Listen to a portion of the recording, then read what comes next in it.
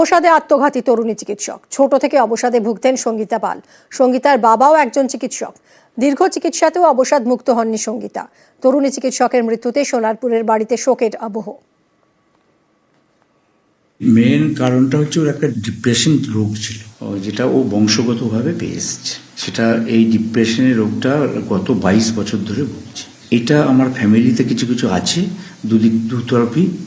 আমি সেটা জানতাম, যে কারণে আমি কনসাস ছিলাম। কলকাতায় হ্যানোটা সাইকিয়াট্রিস্ট নেই যে যাকে দেখাইনি।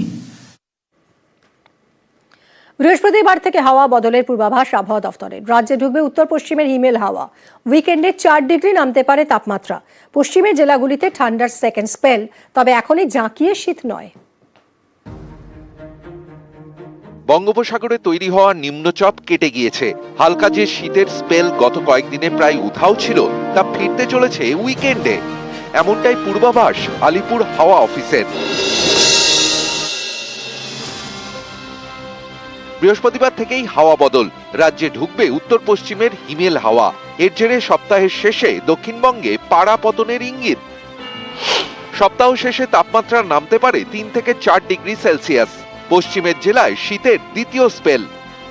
তাপমাত্রা কমলেও এখনই রাজ্যে জাঁকিয়ে শীত নয়, জানিয়ে দিল আলিপুর আবহাওয়া দফতর।